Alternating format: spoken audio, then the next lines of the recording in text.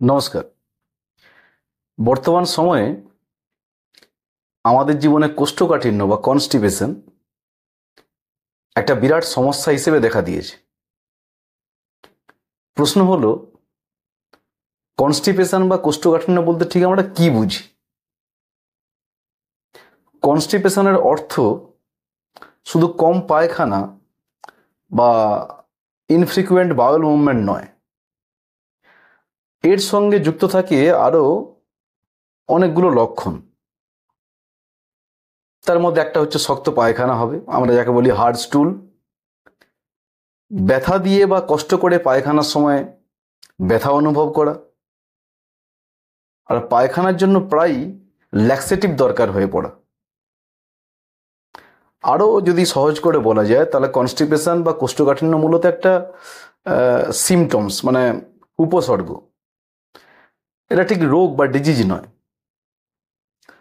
রোমের ক্রাইটেরিয়া অনুযায়ী এটি নির্ধারিত হয় যে প্রতি সপ্তাহে কমপক্ষে 3 বার যদি মলত্যাগ না হয় এবং এর সঙ্গে কমপক্ষে 2টি লক্ষণ, যেমন হার্ড স্টুল বা কঠিন মল এবং অতিরিক্ত চাপ প্রয়োগ এবং অসম্পূর্ণ মলত্যাগের অনুভূতি ইত্যাদি যদি যুক্ত থাকে, তাকে আমরা বলি কনস্টিপেশন। এখন এর সমাধান হিসেবে আমাদের সামনে যেটা আসে তা হলো প্ল্যান্ট ফাইবার বা ফাইবার সমৃদ্ধ উদ্ভিদজ খাদ্য। কিন্তু বিভিন্ন গবেষণায় দেখা গেছে ফাইবার সমৃদ্ধ উদ্ভিদজাত খাবার হয়তো আমাদের পায়খানার সংখ্যা বা পরিমাণ, যাকে আমরা আরেকটা কথায় বলি যে স্টুল ফ্রিকুয়েন্সি এবং তার যে ভলিউম, সেটা বাড়ায়, এটা নিয়ে কোনো সন্দেহ নেই। কিন্তু এতে আমাদের পায়খানার সময় যে ব্যথার যে অনুভূতি, সেটা আরও বেড়ে যায়। এমনকি পায়খানার ধরন, সহজে পায়খানা হওয়া, রক্ত পড়া এবং ল্যাক্সেটিভের ব্যবহার বা পায়খানার সময় একটা ডিসকমফোর্ট ফিল করা, এসবের কিন্তু তেমন কোনো উন্নতি এই হাই ফাইবার জাতীয় খাদ্যে হয় না।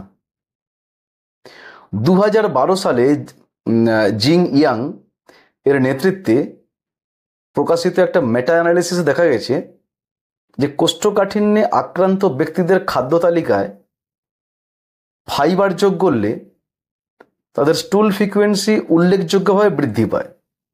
তবে কোষ্ঠকাঠিন্যের অন্যান্য যে কষ্টকর লক্ষণ, যেমন মলের ধারাবাহিকতা বা স্টুল কনসিস্টেন্সি এবং বেদনাদায়ক মলত্যাগ বা পেনফুল ডেফিকেশন এবং যে ল্যাক্সেটিভের ব্যবহার বা সামগ্রিক চিকিৎসার সফলতা, এগুলো সুস্পষ্ট বা সামঞ্জস্যপূর্ণ উন্নতি কখনোই হয় না। তুলনামূলকভাবে যদি আমরা সাইলিয়াম বা যাকে আমরা বলি ইসবগুল, যেগুলো কিনা সলিউবল ফাইবার, মানে জলে গুলে যায়, সেগুলো বরং কোষ্ঠকাঠিন্যে কিছুটা হলেও কার্যকর ভূমিকা পালন করে। এই যে গবেষণাপত্রটা effect of dietary fibre on constipation শিরোনামে ওয়ার্ল্ড জার্নাল অফ গ্যাস্ট্রোএন্টারোলজিতে প্রকাশিত হয়। আসলে ফাইবার কোষ্ঠকাঠিন্যকে কিভাবে খারাপ করতে পারে তার একাধিক প্রক্রিয়া থাকলেও গ্যাস্ট্রো ইন্টেস্টিনাল মাইক্রোবায়োমের ভারসাম্যহীনতায় ভোগা বহু মানুষের ক্ষেত্রে ফাইবার বা বলা ভালো যে হাই ফাইবার আমাদের যে স্মল ইন্টেস্টাইন বা ক্ষুদ্রান্তের অপ্রয়োজনীয় ও ক্ষতিকারক ব্যাকটেরিয়ার অতিবৃদ্ধি ঘটায়। আর এই অবস্থাকেই বলা হয় স্মল ইন্টেস্টিনাল ব্যাকটেরিয়াল ওভারগ্রোথ, সংক্ষেপে আমরা বলি সিবো। এই সমস্যার সঙ্গে জড়িত থাকে প্রায়শই আমাদের কোষ্ঠকাঠিন্য, গ্যাস, পেট ফাঁপা, মাঝে মধ্যে ডায়রিয়া এবং আমাদের মলত্যাগের সময় ব্যথা। তো এই অবস্থায় অ্যান্টিবায়োটিক বা অ্যান্টিব্যাকটেরিয়াল ভেষজ এইগুলো আমরা জেনারেলি ব্যবহার করি। কিন্তু ডায়েট পরিবর্তন না আনার জন্য, আমাদের যে ডায়েট আমরা খাই, আমরা নেই, যদি তার মধ্যে যদি কোনো পরিবর্তন না আনি আমরা, তাহলে বেশিরভাগ সময়ই এই স্মল ইন্টেস্টিনাল ব্যাকটেরিয়াল যে ওভারগ্রোথ সেগুলো বারবার ফিরে আসে। আর ওষুধে সাধারণত এই সমস্যার স্থায়ী সমাধান হয় না, হয়তো টেম্পোরারি একটা সলভ হয়। ব্রুকোভিচ ও তার সহলেখকরা 2007 সালে গ্যাস্ট্রোএন্টারোলজি অ্যান্ড হেপাটোলজি জার্নালে ক্ষুদ্রান্তে ব্যাকটেরিয়ার অতিবৃদ্ধি মানে সিবো এই বিষয়ে একটা পূর্ণাঙ্গ রিভিউ নিবন্ধ দ্বারা প্রকাশ করেন। সেখানে তারা এই বিষয়গুলিকে তারা কিন্তু স্পষ্টভাবে উল্লেখ করেছেন। তারা বলেন যে স্মল ইন্টেস্টিনাল ব্যাকটেরিয়াল ওভারগ্রোথ এর মূল সমস্যাই হলো আমাদের যে গাট মটিলিটি বা অন্ত্রের যে চলন শক্তি সেটা কমে যাওয়া। স্বাভাবিক অবস্থায় আমাদের ক্ষুদ্রান্তে প্রতি 45 থেকে 180 মিনিটে পেরিস্টালটিক ওয়েভ দেখা যায়, যাকে মাইগ্রেটিং মোটর কমপ্লেক্স বলা হয়, সংক্ষেপে বলা হচ্ছে এমএমসি। আমাদের খাদ্য গ্রহণের পরে পরবর্তী খাদ্য গ্রহণ করার মাঝের যে সময়টা, এটি এই সময়ে ক্ষুদ্রান্ত্রের ব্যাকটেরিয়াকে বৃহদন্ত্রের দিকে ঠেলে দিয়ে ক্ষুদ্রান্ত্রের ব্যাকটেরিয়ার অতিবৃদ্ধি রোধ করে। সিবো যাদের হয় সেই সমস্ত রোগীদের ক্ষেত্রে এই মাইগ্রেটিং মোটর কমপ্লেক্স বা এমএমসি দুর্বল হয়ে পড়ে। তখন বৃহদন্ত্রের ব্যাকটেরিয়া ক্ষুদ্রান্তের দিকে চলে আসে, ফলে ক্ষুদ্রান্ত্রের ব্যাকটেরিয়ার ভারসাম্য এবং বৈচিত্র্য দুটোই নষ্ট হয়। আর ক্ষুদ্রান্তে এই অনুপ্রবেশকারী ব্যাকটেরিয়া যখন ফাইবারকে ফার্মেন্ট করে, তখনই তা আমাদের যন্ত্রণাদায়ক গ্যাস ও পেট ফাঁপা সৃষ্টি করে। অ্যান্টিবায়োটিক দিয়ে এই ডিসবায়োসিসের মোকাবিলার চেষ্টা করা হয় বটে, কিন্তু এই যে স্মল ইন্টেস্টিনাল ব্যাকটেরিয়াল ওভারগ্রোথের পুনরাবৃত্তির হার প্রমাণ করে যে গাট মটিলিটির সমস্যা ঠিক না করা পর্যন্ত কয়েক সপ্তাহের মধ্যেই আবার অতিবৃদ্ধি ফিরে আসবে। তাই স্মল ইন্টেস্টিনাল ব্যাকটেরিয়াল ওভারগ্রোথ এর চিকিৎসা যে প্রথম এবং শক্তিশালী পদক্ষেপ, সেটি হলো ডায়েট থেকে উদ্ভিদজ ফাইবার বাদ দেওয়া, যেগুলো হাই ফাইবার। এর ফলে ক্ষুদ্রান্তে অতিবৃদ্ধি হওয়া ব্যাকটেরিয়া ধীরে ধীরে নিজেদের জায়গা অর্থাৎ বৃহদন্ত, সেই বৃহদন্ত্রে বা লার্জ ইন্টেস্টাইনে ফিরে যেতে পারে। ফলে ডিসবায়োসিসও কমে। যদিও গবেষকরা বলেন যে স্মল ইন্টেস্টিনাল ব্যাকটেরিয়াল ওভারগ্রোথ সম্পর্কে এখনো অনেক কিছুই আমাদের জানার এবং শেখার বাকি। তবে উদ্ভিদজ হাই ফাইবার এড়ালে, বিশেষ করে যেগুলো ইনসলিউবল ফাইবার, যেগুলো জলে গুলে যায় না, সেইগুলো এড়ালে হয়তো উপসর্গে নিশ্চিতভাবে উন্নতি হয়। অবশ্য আমাদের প্রোটন পাম্প ইনহিবিটার যেগুলো আমরা খাই গ্যাস হলে, তার ব্যবহার এবং ডায়াবেটিস জনিত গ্যাস্ট্রোপ্যারেসিস ইত্যাদি আরও কিছু বিষয় এই সমস্যাকে কিন্তু আমাদের বাড়িয়ে তোলে। এই ফাইবার অর্থাৎ যেগুলো জলে অদ্রবণীয় ফাইবার, সেগুলো ডাইভার্টিকুলোসিস নামক একটা রোগেরও জন্ম দেয়।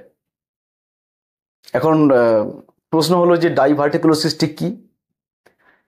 ডাইভার্টিকুলোসিস হলো একটি প্যাথোলজিক্যাল প্রসেস যেখানে কোলনের প্রাচীরের দুর্বল স্থান দিয়ে কোলনের ভেতরের দিকের মিউকোসা এবং সাবমিউকোসা স্তরগুলো মাস্কুলারিস প্রোপিয়া স্তর ভেদ করে বাইরের দিকে ফুলে ওঠে, ওই খানিকটা ফুটবলের ব্লাডারের ফুলে ওঠার মতো, যাকে আমরা বলি হার্নিয়েশন, এবং একটা থলি বা পাউচ তৈরি করে। আর যখন সেই পাউচগুলোতে সংক্রমণ হয়, তখনই সৃষ্টি হয় ডাইভার্টিকুলাইটিস নামে একটা রোগ। তো গবেষণা দেখায় যেসব মানুষ বেশি পরিমাণ হাই ফাইবার জাতীয় উদ্ভিদজ খাদ্য খায় তাদের মধ্যেই এই ডাইভার্টিকুলোসিসের প্রবণতা বেশি দেখা যায়। অর্থাৎ এটা আমাদের কাছে স্পষ্ট যে যত বেশি হাই ফাইবার তত বেশি মলত্যাগ, মানে ভলিউমটা বাড়বে, তত বেশি ডাইভার্টিকুলোসিসের প্রবলেম দেখা দিতে পারে। অবশ্যই এটা ম্যান টু ম্যান ভ্যারি করবে। এখন কেউ হয়তো বলবেন, ঠিক আছে, তো ফাইবার তো কোষ্ঠকাঠিন্য সারায় না, যেটা হাই ফাইবার, আবার ডাইভার্টিকুলোসিসও আমাদের উপশম করে না, কিন্তু আমাদের যে ক্যান্সার তা তো রোধ করতে পারে। এখন এইটা বলার আগে যে কথাটা আমাকে বলে নিতে হবে সেটা হচ্ছে এই, যারা কিনা আমাদের একটু উদ্ভিদজ খাদ্য খায়, মানে যারা কিনা যারা ভেজিটেরিয়ান, তারা কিন্তু একটু জেনারেলি ধূমপান এড়িয়ে চলেন, মানে লাইফস্টাইলটাকে একটু কন্ট্রোল করার চেষ্টা করেন, মদ্যপান এড়িয়ে চলেন, তারা একটু কনসাস। কিন্তু আফসোসের বিষয় যে এই যে ক্যান্সার যে রোধ করবে, এই কথাটাও কিন্তু বিজ্ঞানের আলো একের পর এক মিথ্যা প্রমাণিত হয়েছে। ডাইভার্টিকুলার রোগের কারণ ও ঝুঁকি নিয়ে দীর্ঘদিন ধরে বিতর্ক বিদ্যমান। পেইন্টার এবং বুরকিট 1971 সালে তাদের একটা প্রভাবশালী তত্ত্ব এটিকে পাশ্চাত্য সভ্যতার একটা ঘাটতিজনিত রোগ হিসেবে বর্ণনা করেছিল, যার মূল কারণ হিসেবে বলা হয়েছিল যে ফাইবার সমৃদ্ধ খাদ্য এটাই দায়ী। পরবর্তী গবেষণাগুলো যেমন লিন এবং তার সহকারী, মানে লিন ইটাল 2000 সালে এবং সং ইটাল 2010 সালে বিভিন্ন ভৌগোলিক ও সাংস্কৃতিক প্রেক্ষাপটে, যেমন ধরুন এশিয়ায়, ডাইভার্টিকুলোসিসের ক্লিনিক্যাল বৈশিষ্ট্য এবং সম্ভাব্য ভিন্ন খাদ্যাভ্যাসজাত বা খাদ্যাভ্যাসগত সম্পর্কগুলো পরীক্ষা করে দেখেছে। যাই হোক না কেন, পেরি এবং তার সহযোগীরা 2013 সালে একটা বড় আকারের গবেষণা করেন এবং সেটা ছিল একটা দীর্ঘস্থায়ী গবেষণা। সেইটা আমাদের এই বিশ্বাসকে চ্যালেঞ্জ করে, যেখানে তারা দেখিয়েছেন যে কোষ্ঠকাঠিন্য বা কম আঁশযুক্ত খাদ্যাভ্যাস ডাইভার্টিকুলোসিসের সাথে সরাসরি যুক্ত নয়। এই বিভ্রান্তিকর এবং কখনো কখনো পরস্পর বিরোধী ফলাফলের প্রেক্ষাপটে তুর্সি 2015 সালে থেরাপিউটিক অ্যাডভান্স ইন গ্যাস্ট্রোএন্টারোলজি, এইটায় তার প্রকাশিত যে নিবন্ধ diverticulosis today unfashionable and still under রিসার্চে যুক্তি দেখান যে ডাইভার্টিকুলোসিস গবেষণার ক্ষেত্রে এখনও উল্লেখযোগ্য ফাঁক রয়েছে এবং এখনো পর্যন্ত পর্যাপ্ত গবেষণা হয়নি, এবং এটা একটা সাধারণ রোগ হিসেবেই রয়ে গেছে। তিনি অবশ্য ঝুঁকির কারণ, রোগের প্রকৃতি বোঝা এবং সর্বোত্তম চিকিৎসা কৌশল নির্ধারণের জন্য আরও নিবিড় এবং উচ্চমানের গবেষণার প্রয়োজনীয়তার উপরে তিনি আলোকপাত করেছেন। আসলে কোলন ক্যান্সার রোধে ফাইবারের ভূমিকা নিয়ে প্রচুর গবেষণা হয়েছে, কিন্তু প্রায় সবগুলোতেই ফলাফল আশাজনক নয়। কিছু কিছু গবেষণায় তো ফাইবার গ্রহণের ফলে ক্যান্সারের পূর্বচিহ্ন হিসেবে বিবেচিত অ্যাডিনোমা, এই অ্যাডিনোমা নামক গঠন বেড়ে যাওয়ার ইঙ্গিতও পাওয়া গেছে। আবার 2005 সালে পলি প্রিভেনশন ট্রায়াল এবং আরও অনেক গবেষণায় বোঝা গেছে শুধুমাত্র ফাইবার গ্রহণ নয়, বরং সার্বিক খাদ্যাভ্যাস, ওজন নিয়ন্ত্রণ, মদ্যপান, শারীরিক পরিশ্রম ইত্যাদি আমাদের কোলন ক্যান্সারের ঝুঁকিতে একটা গুরুত্বপূর্ণ ভূমিকা রাখে। এখানে একটা কথা বলে রাখা ভালো যে উদ্ভিদের যে ফাইবার আছে তাকে আমরা সেই ফাইবারের মধ্যে দু রকমের অণু থাকে। একটাকে আমরা বলি যে সলিউবল, মানে জলে দ্রবণীয় অণু, আর একটা হচ্ছে ইনসলিউবল বা জলে অদ্রবণীয় অণু। যেমন ধরুন পেকটিন, বিটা গ্লুকান এবং গামস, এরা হলো দ্রবণীয় ফাইবার, এগুলো জলে মিশে যেতে পারে। অন্যদিকে ধরুন যেগুলো সেলুলোজ, হেমিসেলুলোজ, এগুলো কিন্তু অদ্রবণীয় আঁশ, যা সহজে জলে মেশে না। ইসবগুল বা যাকে আমরা বলি সাইলিয়াম, এটা কিন্তু একটা সাধারণত জলে দ্রবণীয় আঁশ। ঠিক অন্যদিকে গমের ভুসি মানে হুইট ব্রান একটা পরিচিত অদ্রবণীয় আঁশের উদাহরণ। এই দু ধরনের ফাইবারই আমাদের অন্ত্রে বসবাসকারী ব্যাকটেরিয়া যে আছে তার খাদ্য হিসেবে কাজ করে এবং তাদের মাধ্যমেই শর্ট চেইন ফ্যাটি অ্যাসিড উৎপন্ন হয়। এই অ্যাসিডগুলো আমাদের লার্জ ইন্টেস্টাইন বা বৃহদন্ত্রের আবরণী কোষগুলোর জন্য এক ধরনের জ্বালানি হিসেবে কাজ করে। অনেকেই ভাবেন ফাইবার জাতীয় খাদ্য শরীরে গ্লুকোজ নিয়ন্ত্রণে সাহায্য করে, বিশেষ করে যাদের ডায়াবেটিস আছে। কিন্তু বাস্তব গবেষণা সেই বিশ্বাসকে ভেঙে চুরমার করে দেয়, মানে সেই বিশ্বাস টেকেন। যেমন 2018 সালে ডায়াবেটোলজিয়া জার্নালে প্রকাশিত হয়, fibre supplementation for the prevention of type 2 diabetes and improvement of glucose metabolism, এই শিরোনামে গবেষণাপত্রটি, যেটি the randomize control optimal fibre trial বা আমরা বলি অপটিফিট ট্রায়াল এই নামেই পরিচিত। এই দীর্ঘমেয়াদী অপটিফিট ট্রায়ালে প্রি ডায়াবেটিস ও ডায়াবেটিসে আক্রান্ত 180 জন পুরুষ এবং নারী অংশগ্রহণ করেন। অংশগ্রহণকারীদের একদলকে প্রতিদিন 15 গ্রাম অদ্রবণীয় ফাইবার সাপ্লিমেন্ট হাই ফাইবার সমৃদ্ধ ডায়েটের সঙ্গে দেওয়া হয়, আর অন্য দলকে দেওয়া হয় সাধারণ ডায়েট ও প্লেসিবো। 1 বছর পর রক্তে শর্করার নিয়ন্ত্রণ ও ডায়াবেটিসের বিভিন্ন সূচক পরিমাপ করা হয়। ফলাফল কি? ফলাফলে দেখা যায় ফাইবার বা আঁশপ্রাপ্ত মানে হাই ফাইবার দলের গ্লুকোজ, ইনসুলিন সংবেদনশীলতা বা গ্লুকোজের সহনশীলতার মতো অন্যান্য গুরুত্বপূর্ণ গ্লুকোজ নিয়ন্ত্রণের সূচকগুলোতে কোনো উল্লেখযোগ্য উন্নতি বা পার্থক্য পাওয়া যায়নি। গবেষকদের সিদ্ধান্ত ছিল যে এই ফলাফল নির্দেশ করে শুধুমাত্র এই ধরনের অদ্রবণীয় আঁশের সাপ্লিমেন্টেশন গ্লুকোজ বিপাকের উন্নতি বা টাইপ 2 ডায়াবেটিস প্রতিরোধে উল্লেখযোগ্য উপকারিতা দেখায়নি। অবশ্য অন্যদিকে রেনল্ডস এবং তার সহকারীরা ল্যান্সেট জার্নালে 2019 সালে তারা দেখিয়েছেন যে সলিউবল ফাইবার, যেমন ধরুন ইসবগুল, এইগুলো ইনসুলিন সংবেদনশীলতা বাড়াতে এবং রক্তে শর্করা নিয়ন্ত্রণে সাহায্য করে। তাহলে আমরা দেখতে পাচ্ছি যে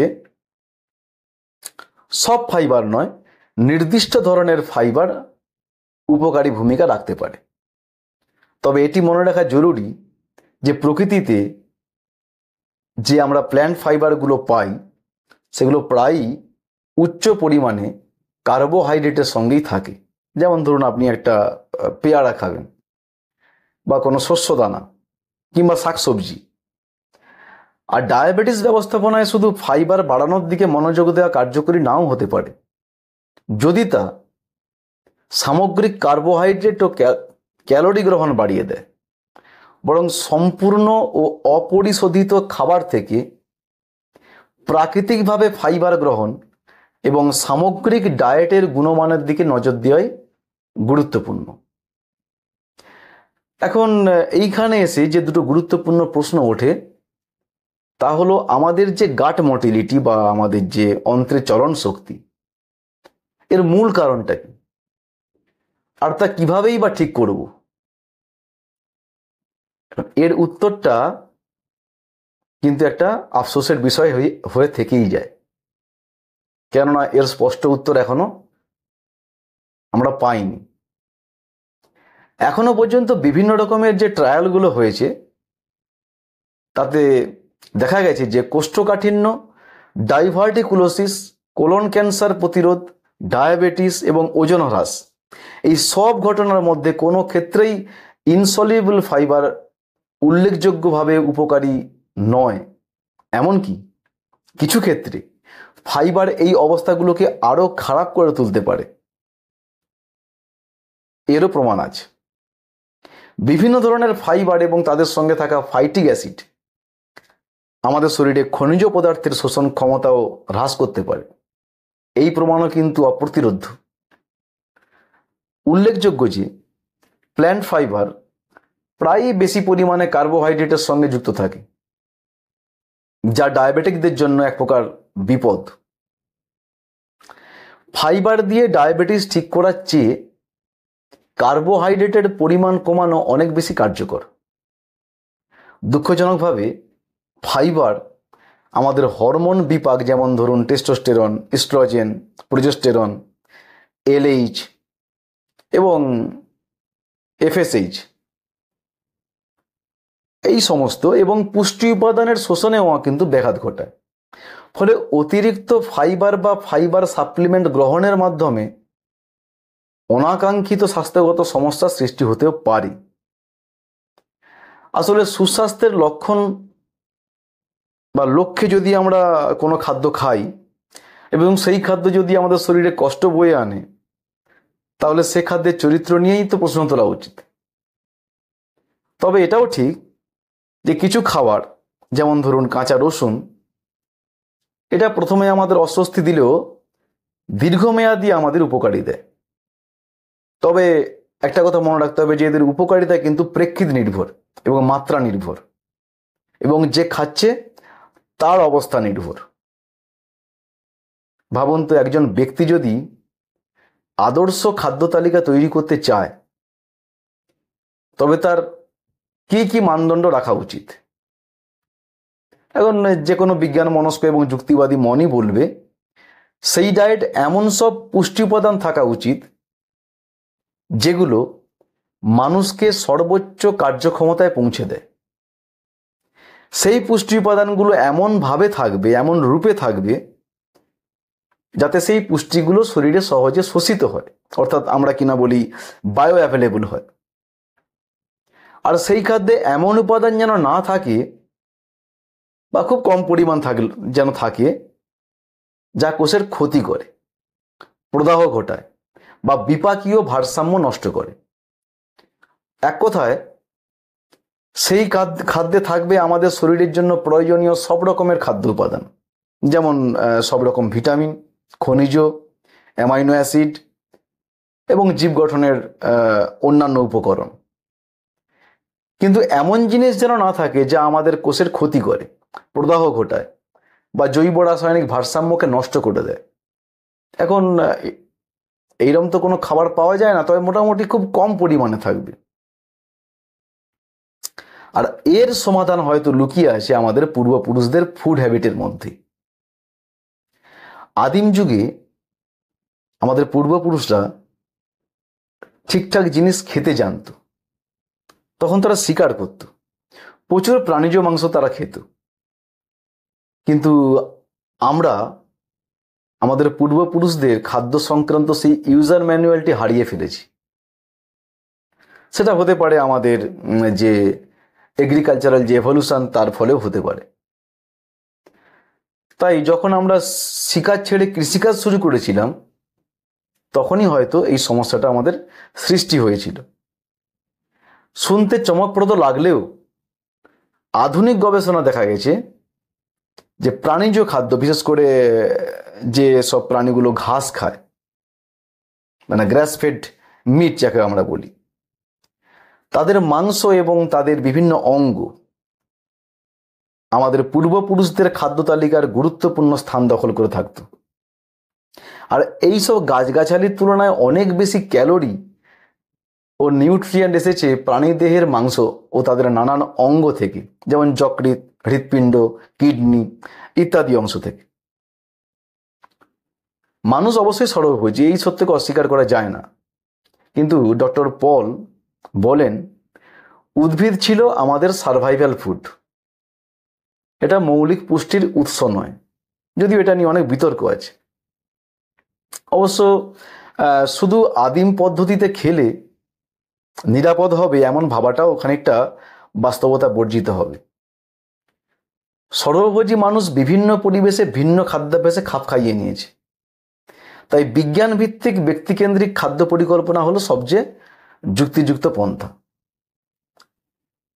কিন্তু এর পরেও একটা জিনিস আমাদের খুব ভাবায়। একবার ভেবে দেখুন, প্রাণীরা কিন্তু আত্মরক্ষা করে পা, দাঁত, নখ, শিং, কেউ পাখনা দিয়ে। আর গাছপালা, তারা তো সেই 45 কোটি বছর ধরে মাটিতে আটকে আছে।